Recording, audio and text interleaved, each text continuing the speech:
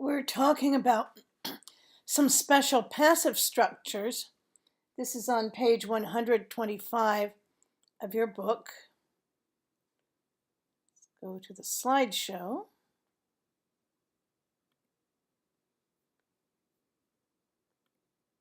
We use certain verbs like believe, consider, say, think, and understand to identify a common belief.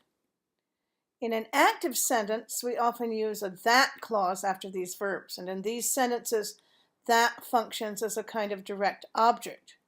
So I can say, at one time, people believed that the earth was flat.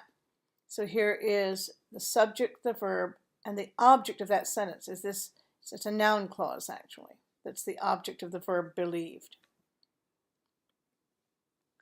In the 1600s, Europeans thought that tomatoes were poisonous. Again, you've got your subject, got a verb, and you've got this noun clause that is your object of the verb. In a passive sentence, we sometimes use a to and then infinitive after these verbs. So, at one time, the earth was believed to be flat. That means at one time, people believed that the earth was flat.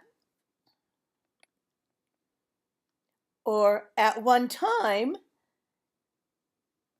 in the 1600s, tomatoes were thought to be poisonous. Okay, the active sentence is, in the 1600s, people thought tomatoes were poisonous. Section B.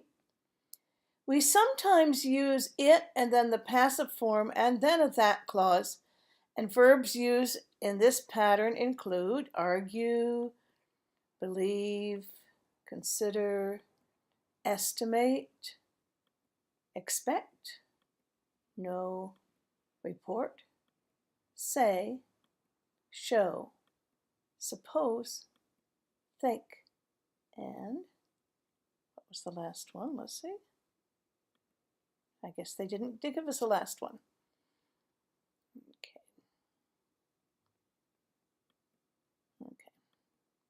We sometimes use it and then the passive form and then the that clause in academic writing.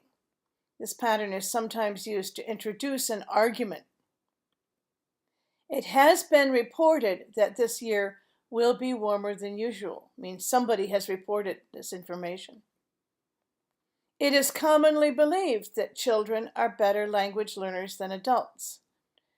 And when I see this kind of structure, I'm expecting now an argument that this is not true, that in fact, this writer is about to tell you that adults are just as good language learners as children. In Scheffler, 1999, this is a source, like an article that is being quoted or paraphrased. It is argued that children are better language learners than adults. Means Scheffler argues that children are better language learners than adults.